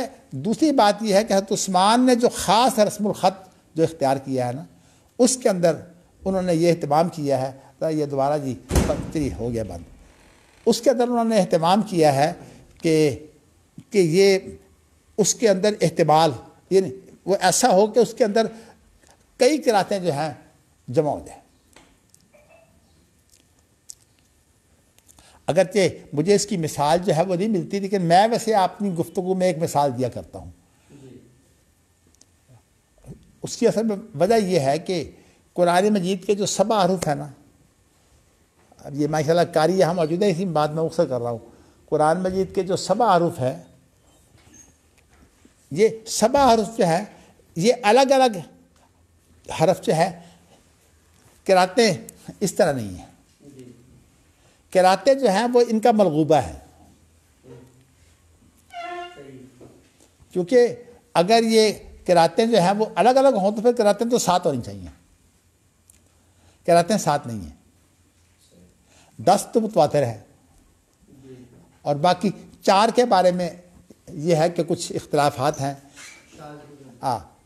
تو ویسے تو عام طور پر کہا جاتا ہے کہ قراتیں 14 ہے، لیکن 10 اس میں متواتر ہیں اور 4 جو ہے ان کے بارے میں اختلافات ہیں. تو اسی لیے جب قاری بات کرتے ہیں تو اتنے محدود ہو جاتے ہیں کہ من طریق درا یا من طریق شاطبیہ یہ لفظ ساتھ لاتے ہیں.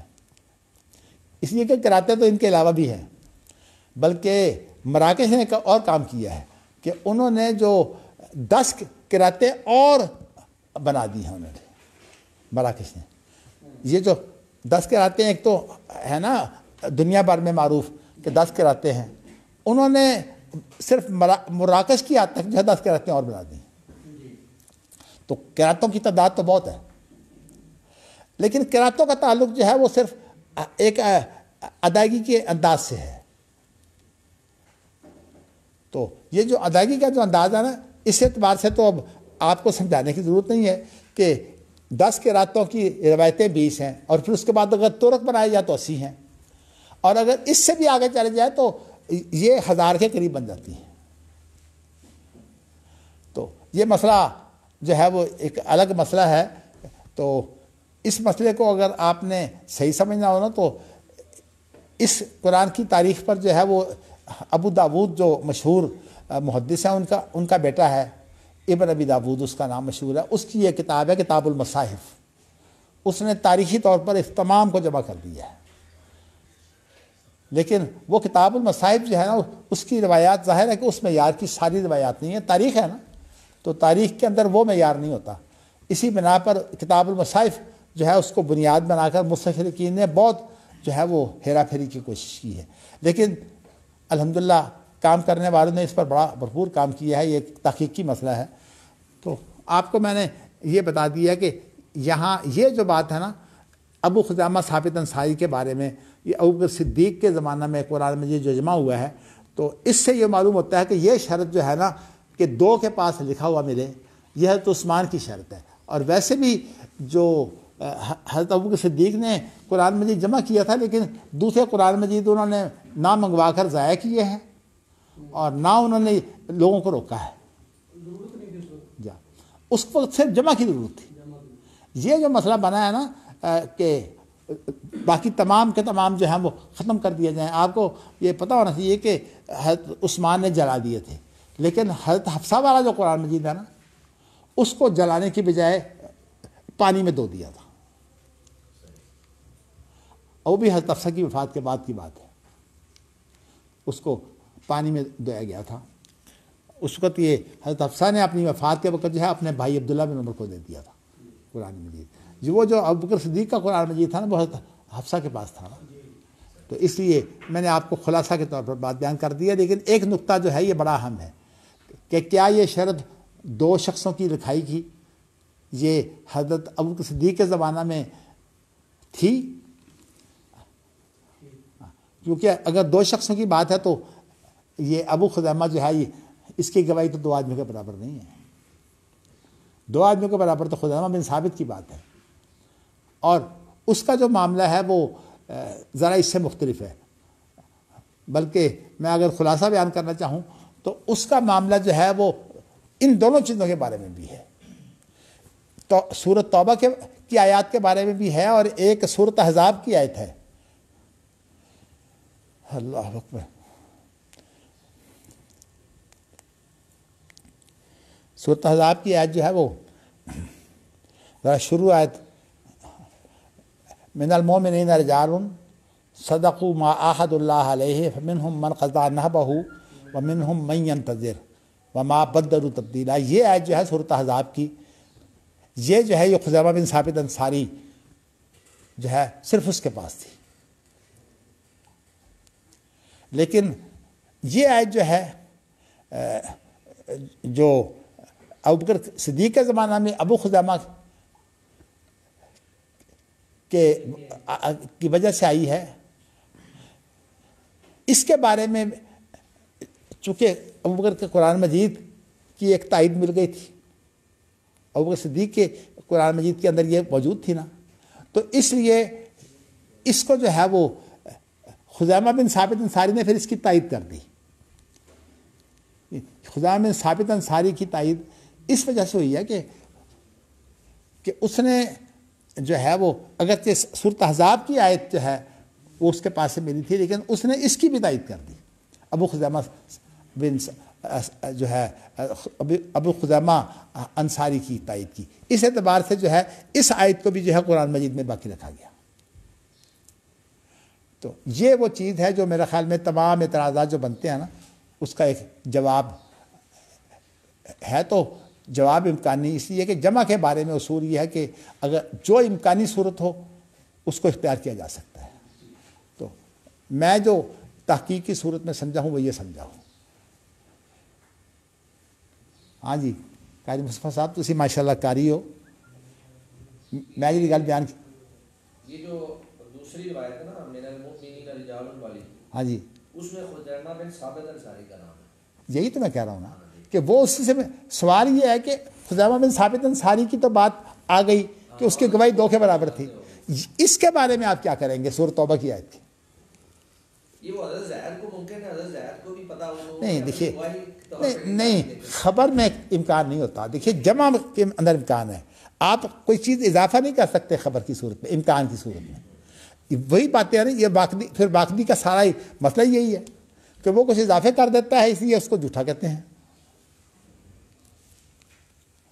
زبانی تو سارے لوگوں کو یاد تھا نا، خبر کو یاد تھا. سوال یہ ہے کہ زبانی کا تو اختلاف ہی نہیں ہے، اس کے اندر تو 20 لوگوں کو یاد تھا. تواتر تو وہ پڑھنے کے ساتھ ہی ہے. سوال یہ کہ یہ جو شرط تھی 2 آدمیوں کی لکھا ہونا 2 آدمیوں کے پاس، یہ 2 دفعہ ٹوٹی ہے. ایک دفعہ ٹوٹی نا. ایک تو ابو خزیمہ جو انصاری ہیں ہاں جی، تو گواہی ڈبل ہے نا، ان کو تو چھوڑ دینا. کن کی؟ خزیمہ انصاری کی.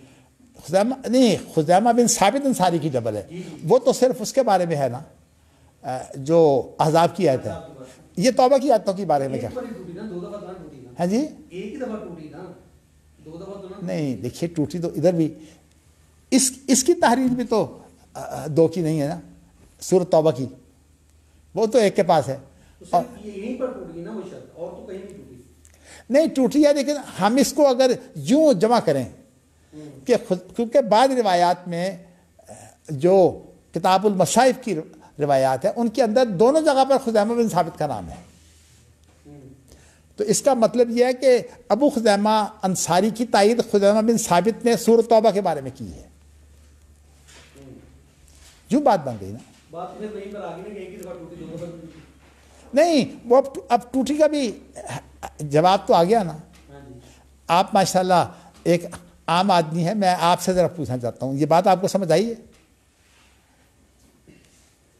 اس لیے کہ اگر عام آدمی سمجھ جائے گا پھر علماء کو تو سمجھنا چاہیے. ہاں جی اگر سمجھ آتی ہے تو پھر یہ بات، یعنی میں اس کو جمع یوں ممکن سمجھتا ہوں کہ احزاب کی جو آیت ہے وہ تو یہی ہے، خدا اس کا تو حل آ گیا کہ اس کی گواہی 2 کے برابر تھی. اصل میں مسئلہ ابو خزیمہ کا پیدا ہوتا ہے. ویسے ابن حجر نے جو ہے وہ یہ بہت لمبی بات کی ہے فتح الباری میں. تو میں نے یہ فتح الباری کی جو بات ہے یہ اپنے پڑھاتے ہوئے بخاری کو جب میں نے پہلے پڑھایا ہے اس کو میں نے اس کی بڑی بات لمبی پڑھی تھی. اس کے اندر ابن حجر نے یہ کام کیا تھا کہ سورت احزاب کی آیت خزامہ بن ثابت کے اوپر لگائی اور یہ سورت توبہ کی جو 2 آیتیں ہیں وہ ابو خزامہ کی طرف لگائی. یہ ویسے توجیہ تو اچھی ہے. پھر اس پر اعتراض یہ پیدا ہوتا ہے کہ خزامہ بن ثابت کی تو گواہی 2 کے برابر تھی, ابو خزامہ کی گواہی تو 2 کے برابر نہیں ہے. آتی ہے نا سمجھ؟ اس کا جواب کیا ہے؟ اس کا جواب جو میں سمجھتا ہوں وہ یہ ہے کہ ایک تو ایک دفعہ وہ قبول ہو چکی تھی بات ابوبکر صدیق کے زمانہ میں, تو یہ بھی ایک تائید ہے کہ ایک دفعہ قبول ہو چکی تھی اور ابو خزامہ کی بات, اور دوسری دفعہ جو ہے وہ خزیمہ بن ثابت انصاری نے بھی اس کی تائید کر دی, چونکہ ابوبکر صدیق کا قرآن مجید منگوایا گیا ہے ان کے دور کا. سارا کچھ جمع کرنے کے بعد زید بن ثابت نے اس قرآن مجید کا کئی دفعہ جو ہے وہ مطالعہ کیا ہے, کم از کم 3-4 مرتبہ جو ہے انہوں نے اس قرآن مجید کو بار بار دیکھا ہے کہ کوئی اس میں غلطی تو نہیں رہ گئی. تو اس کے اندر یہ جو آیت تھی توبہ کی یہ باقاعدہ موجود تھی. ابوبکر صدیق نہیں اس وقت نہیں تھی, بعد میں جب اس کو جو ہے وہ نہیں کیا اس کو کہتے ہیں, ہاں جب انہوں نے ابوبکر صدیق کا صحیفہ منگوایا حضرت حفصہ سے تو انہوں نے کہا کہ میں نے نہیں دینا. انہوں نے معاہدہ کیا تھا قسم کھا کر میں تمہیں واپس کر دوں گا. تو اس کو جب منگوایا تو اس کے ساتھ پھر مقابلہ کیا. تو اس کا معنی یہ ہے کہ جب اس کے ساتھ مقابلہ کیا تو اس کے اندر پھر یہ ابو خزامہ والی جو سورۃ توبہ کی آیات ہے وہ موجود تھی. تو یہ گویا کہ ایک متبادل تحریر جو ہے نا وہ گواہی بن گئی. متبادل میں نے اس لیے کہا ہے کہ اللہ کے رسول کی جو تحریر تھی نا ابوبکر صدیق نے نئی تحریر کروائی ہے نا, تو ایک تحریر وہ بن گئی اور ایک تحریر خزیمہ بن ثابت کی تائید ہو گئی. تو اب جو ہے وہ اس سے اعتراض کا جواب آ گیا کہ 2 تحریریں اکٹھی ہو گئیں, ایک خزیمہ بن ثابت انصاری کی سورۃ احزاب کی اور دوسری جو زید بن ثابت نے حضرت ہاں ابوبکر صدیق کے صحیفے میں تو یہ موجود تھی نا سورۃ توبہ, تو ایک وہ تحریر بھی تو بن گئی نا, اگر تو متبادل تحریر تھی وہ. تو اس طرح سے 2 تحریریں بن گئی. چاہے متبادل ہو لیکن شہادت تو بن گئی. ہے جی, چاہے متبادل ہو لیکن شہادت تو بن گئی. متبادل بھی تو شہادت ہوتی ہے. ہاں شہادت. دیکھیے اگر ایک شہادت جو ہے موجود نہ ہو اور ایک آدمی کہے کہ میں نے خود سنا ہے فلاں مرحوم سے, تو وہ گواہی دے سکتا ہے. اس کو ویسے کہتے ہیں شہادہ ثانویہ, کہ ایک آدمی جو ہے وہ گواہ تھا لیکن فوت ہو گیا, اور دوسرا آدمی جو آ کر گواہی دیتا ہے کہ میں نے اس سے خود سنا تھا اور وہ آدمی معتبر ہے. تو اس صورت میں اس کو شہادہ ثانیہ کہتے ہیں, لیکن اگر وہ گواہی موجود نہ ہو تو پھر شہادہ ثانیہ بھی معتبر ہوتی ہے. یہ میں نے تو معرفت اس کا جو ہے وہ جمع کی صورت یہ سوچی ہے. چلیے ایک اعتراض جو میں نے کیا تھا کم از کم اس کا تو میں نے جو ہے وہ حل آپ کو نکال دیا ہے. باقی دیکھیے یہ واللہ اعلم بالصواب. چلیے اب آگے بڑھتے ہیں. آگے تو خیر اس کی تائید ہے. اب امام بخاری نے وہ جو لیس کی جو روایت تھا نا جس کو سند کی تائید کے طور پر پیش کیا تھا, اب اس کی پوری سند بیان کر دی ہے. وہ یہ ہے کہ حدثنا یحییٰ بن بکیر حدثنا لیث عن یونس بہذا. اب دیکھیے یہ سند نئی ہے. نئی اس لیے ہے کہ وہ مسئلہ تو حل ہو گیا کہ لیث اور امام بخاری کے درمیان کون آدمی ہے, وہ یحییٰ بن بکیر ہے. لیکن نئی اس لیے ہے کہ لیس، یہ جو نئی سند ہے یحییٰ بن بکیر کی، اس کے اندر لیس یونس سے روایت کر رہا ہے، اور جو پہلی روایت تھی قال اللیث حدثنی عبد الرحمن بن خالد، وہاں اس کا شیخ عبد الرحمن بن خالد تھا، اس لیے یہ 3 سندیں ہو گئی۔ ہاں جی قاری صاحب ٹھیک ہے نا؟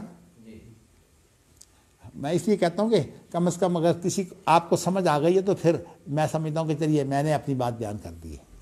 تو گویا کہ 3 سندیں امام بخاری۔ اب اگر آگے چلیے، ذکر تو یہاں جو ہے وہ میں بتا چکا ہوں کہ کچھ کے برات کی جو آیتیں ہیں وہ رب العرش عظیم پر ختم ہوتی ہیں، تو اس لیے امام بخاری کا جو عنوان ہے وہ ہے ہی اسی سے، وہ رب العرش عظیم۔ چلیے جی اگلی حدیث ہے حدثنا معل بن اسد حدثنا وہیب عن سعید عن وہاں سے کیا تعلق ہوا ان دونوں روایات؟ کن دونوں روایت ہیں؟ یہ جو قرآن مجید کے متعلقہ ہیں، عرش کا تذکرہ ہے نا، عرش کا تذکرہ ہے نا، وہ رب العرش عظیم۔ سورۃ توبہ کی آیتوں میں عرش کا تذکرہ ہے نا۔ لیکن مانوی اعتبار سے کیا ہے اس کا، اس کے ساتھ تعلق؟ کس کا؟ اس میں ظاہری طور پہ نہیں ہے نا، ویسے لفظی ہے کہ لفظ عرش کا آ گیا ہے تو اس کے نہیں، امام بخاری کا مقصد صرف اتنا ہے، انہوں نے صرف یہ ثابت کرنا ہے کہ اللہ کا عرش موجود ہے۔ اب روایات متنوع ہیں، انہوں نے ان روایات کے اندر عرش کا لفظ آ گیا ہے، بس جس میں عرش کا لفظ آ گیا، امام بخاری یہاں یہ صرف ثابت کرنا چاہتے ہیں کہ عرش اللہ تعالیٰ کا حقیقی معنوں میں عرش ہے۔ یہی وہ ظاہری استدلال ہے جسے آپ کہتے ہیں اتنا کبھی نہیں ہوتا بس علامت ہوتا ہے۔ کیا؟ یہی وہ ظاہری استدلال ہے جسے آپ کہتے ہیں کہ اتنا کبھی نہیں ہوتا علامت ہوتا ہے۔ نہیں، میں نے علامت جو ہوتی ہے نا، بسا اوقات یہ جو دلیل ہوتی ہے اس سے زیادہ قوی ہوتی ہے۔ میں آپ کو بتاتا ہوں، آپ کو میں کہتا ہوں کہ بیت العتیق تک جائیے، اور میں آپ کو بتا دیتا ہوں، تو یہ بتانا جو ہے وہ دلیل ہے۔ بتانے والے کو کہتے ہیں نا کہ وہ دلیل میں نے بیان کر دی کہ ادھر سے جانا، ادھر سے جانا، ادھر سے جانا، پھر آپ بیت العتیق پہنچ جائیں گے۔ اور اگر علامتیں مقرر کر دیں کہ ہر جگہ بورڈ لگا دیے جائیں، تو اب آپ کو جو ہے وہ بورڈوں کے ذریعے سے پہنچنا آسان ہو جائے گا۔ ویسے دونوں ہی علامتیں، ایک آپ نے لگائی، ایک پہلے سے لگی۔ ہاں جی، نہیں دونوں علامتیں نہیں ہیں، پہلی دلیل ہے جو میں نے بتایا ہے کہ بیت العتیق میں ادھر سے جائیے، دائیں طرف مڑ جائیے، پھر بائیں مڑ جائیے، یہ دلیل ہے۔ علامت صرف وہ ہوگی جو بورڈ ہوں گے۔ دلیل کس معنی میں؟ بھائی دلیل کہتے ہیں کسی چیز کو بتانا، لغوی معنی میں لے رہے ہیں۔ دلیل کا معنی لغوی ہے، یعنی دلیل کہتے ہیں اس کو ہے بتایا جائے۔ ایک دلیل کا معنی حجیت ہوتا ہے نا، اس بات کسی چیز کا۔ نہیں، میں اس کو حجیت کی بات نہیں کر رہا، وہ الگ بات ہے کہ دلیل حجت ہے، علامت حجت ہے کہ نہیں۔ تو اس لیے میں نے آپ کو یہ بتایا ہے کہ دلیل کا معنی ہوتا ہے صرف بتا دینا، اور علامت کا معنی یہ ہوتا ہے کہ اس کے لیے علامتیں مقرر کر دینا۔ اور آپ دیکھیں نا، جب بھی اس وقت آپ نے پتہ نہیں لمبے سفر کی ہے کہ نہیں، میں تو بہت کرتا ہوں، ہم نے کسی کے ادارے میں جانا ہو تو ہم اس کو لوکیشن بھیج دیتے ہیں۔ ایک آپ کے موبائل میں اب وہ لوکیشن کا مسئلہ آ گیا ہوا ہے، لوکیشن بھیج دیتے ہیں، اس لوکیشن میں جو ہے وہ ساری علامتیں ہوتی ہیں۔ ہاں مڑ جائے، اگر علامتیں ہوں گی بورڈوں کی تو وہ تو پھر وہ دلیل ہوتی ہے، پھر یعنی لوکیشن سے دلیل ہوگی، لیکن اگر بورڈوں کی علامتیں ہوں گی تو پھر اس کو علامت کہیں گے۔ علامت اس نشان دیکھو نا، مینار پاکستان، دونوں ہی چیزیں۔ مینار پاکستان علامت ہے، دیکھیے مینار پاکستان علامت ہے۔ تو علامت وہ چیز ہوتی ہے جو دیکھنے کو نشانی ہو۔ قرآن مجید نے وعلامات وبالنجم هم یہتدون، ستاروں کو علامت قرار دی ہے۔ جس طرح پتلے علامت ہو جاتے ہیں۔ ہاں جی، پتلے علامت ہو جاتے ہیں، پتلے پتلے بنا لیتے ہیں نا۔ کس چیز کے؟ کیا کہتے ہیں؟ نہیں، آپ کیا کہنا چاہتے ہیں، میں سمجھا نہیں۔ مثلا کسی کا وہ قائد اعظم کا پتلا اگر لگا دیا جائے، مجسمہ لگا دیا جائے، وہ علامت ہوتا ہے کہ اب یہ بتائیے نا، انہوں نے نیا مسئلہ پیدا کرنا ہے کہ اب پتلوں کی بات جو ہے وہ چل پڑے، وہ جائز ہے کہ نہیں؟ سوال ان کا ہمیشہ یہ ہوگا کہ با سے باہر نکلو. صحیح ہے پٹی سے. اچھا جی آگے پڑھیے.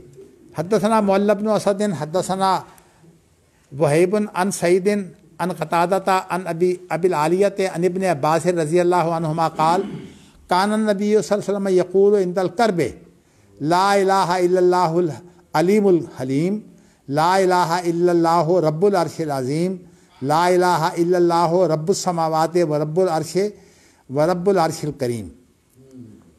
اب یہ روایت جو ہے وہ کہ اللہ کے رسول جو ہیں وہ جب آپ کو شدید کرب کہتے ہیں نہیں دل کی بے چینی کو. ہاں یہ نفسیات یہ کرب نفسیاتی تکلیف ہے. ایک ہوتی ہے انسان کا مثلا ذہن پریشان ہو, انسان فیصلہ نہیں کر سکتا میں کیا کروں, ویسے وہ بھی نفسیاتی مسئلہ ہے, لیکن یہ خاص طور پر جو لفظ کرب ہے نا یہ نفسیاتی پریشانی کو کہتے ہیں. چونکہ ایسی چیزیں مجھے لاحق ہوتی ہیں, اس لیے مجھے جو خاص طور پر اندر بے چینی ہوتی ہے جو دوسرے کو بسا اوقات نظر نہیں آتی اس کو بھی کرب کہتے ہیں.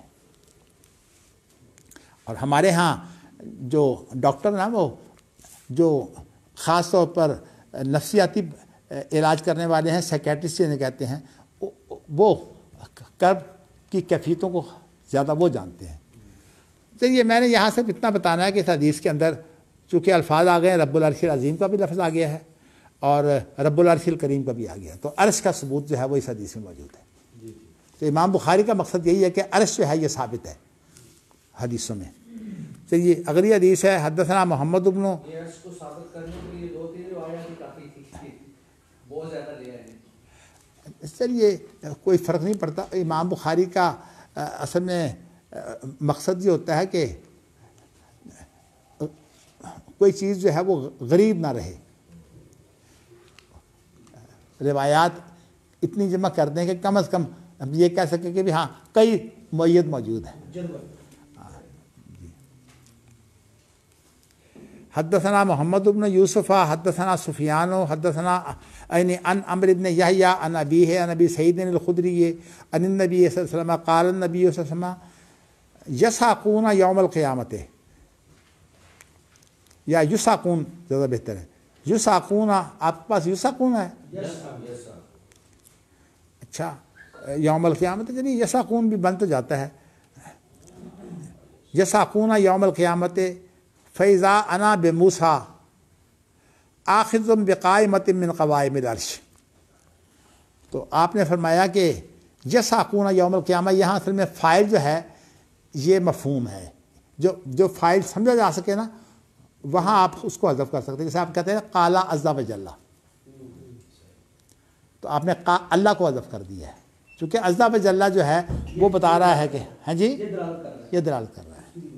اسی طرح یساقون جو ہے اگر اس سے مراد ہے کہ میدان معاشر کے اندر جو لوگ ہوں گے نا وہ تمام کے تمام جو ہیں یہ بے ہوش ہوں گے. یہ مطلب یہ ہے کہ موت کی صورت میں بے ہوشی ہو یا دوسری بے ہوشی ہو, یہاں صرف انسان مراد نہیں ہے بلکہ اس سے مراد جو ہیں وہ بہت سے فرشتے بھی ہیں جو بے ہوش ہوں گے. تو اس اعتبار سے ذرا امام بخاری نے اسی لیے شاید اس کا فائل جو ہے یہ نہیں لائے. تو کہنے کا لیکن آپ کو یہ بتاؤں کہ یہ جو سور پھونکا جائے گا اس کے ساتھ ایک دفعہ تو تمام کے تمام بے ہوشی کا معنی یہ ہے کہ یا موت کی صورت ہو یا ویسے بے ہوشی ہو, یہ تو ہو جائے گی. اس کے بعد دوبارہ سور پھونکا جائے گا, اور جب دوبارہ سور پھونکا جائے گا تو اس وقت پھر تمام کے تمام لوگ جو ہے وہ جو بے ہوش ہوں گے وہ ہوش میں آ جائیں گے, زندہ جو فوت شدہ تھے وہ سارے کے سارے جو ہیں زندہ ہو جائیں گے. تو اس وقت نبی اکرم نے فرمایا کہ میں کیا دیکھتا ہوں, فیضا آنا یہ اضافہ جائیے ہے نا, میں کیا دیکھتا ہوں کہ جب میں ہوش میں آتا ہوں تو حضرت موسیٰ علیہ السلام مجھ سے پہلے جو ہے وہ عرش کا پایا پکڑ کر جو ہے وہ گڑگڑا رہے ہیں, یعنی اللہ کو پکار رہے ہیں حضرت موسیٰ. فیضا انا بموسیٰ، میں موسیٰ کے ساتھ ہوں، آخذ بقائمۃ من قوائم العرش، جنہوں نے جو ہے وہ عرش کا ایک پایا پکڑا ہوا ہے۔ دیگر جو ہے وہ روایات میں یوں ہے کہ مجھے یہ پتہ نہیں ہے کہ وہ بھی ہوش ہوئے ہی نہیں یا مجھ سے پہلے ہوش میں آ گئے۔ چلیے جی، اب اسی روایت کی آگے تائید ہے۔ وقال الماجشون، امام بخاری نے حدثنا کے ساتھ روایت نہیں کی۔ وقال الماجشون عن عبد الله بن الفضل، فضل یا فضل ہے؟ فضل، عن نبی سلمۃ عن ابی ہریرہ عن النبی صلی اللہ علیہ وسلم قال فاکون اول من بعث فاذا موسیٰ آخذ بالعرش۔ یہ یہاں بھی آ گیا نا جو میں آپ کو بات بتائی ہے کہ، لیکن اس کے متعلق پہلے میں یہ بات بتا دینا چاہتا ہوں کہ یہ تاریخ ہے، معلق روایت ہے، اور معلق روایت کے ذریعے سے تشریح بھی ہو جاتی ہے۔ حالانکہ معلق روایت جو ہے وہ صحیح نہیں سمجھی جاتی۔ استاد ہوں بھی تو قالا کے ساتھ ہے، مطلب یہ کہ امام بخاری نے ایسے الفاظ نہیں بولے کہ ماجشون سے انہوں نے روایت کی ہے۔ تو اب یہ آگے اس رابی یہ ساری سند ہی الگ ہے، چونکہ پہلی حدیث جو ہے محمد بن یوسف والی، اس میں تو ابو سعید خدری کی حدیث ہے، اور یہاں ابو ہریرہ کی حدیث ہے۔ حدیثوں کا ہی فرق ہے اور سند کا بھی فرق ہے۔ تو اس کے اندر یہ ہے کہ میں پہلا آدمی ہوں گا جس کو اٹھایا جائے گا، لیکن میں دیکھوں گا موسیٰ نے جو ہے وہ عرش کو پکڑا ہوا ہے۔ اس سے معلوم یہ ہوتا ہے کہ آپ کا یہ ذہن ہوگا کہ میں پہلا آدمی ہوں، لیکن حقیقت یہ نہیں ہوگی۔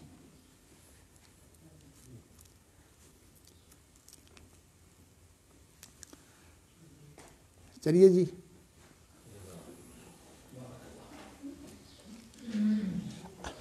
آپ میں سے مجھے پتہ ہے کہ ساری باریک چیزیں سارے لوگ نہیں سمجھتے، لیکن یہ بات جو ہے آپ کا طریقہ جو ہے وہ بدل گیا ہوا ہے کہ آپ لوگوں نے پہلے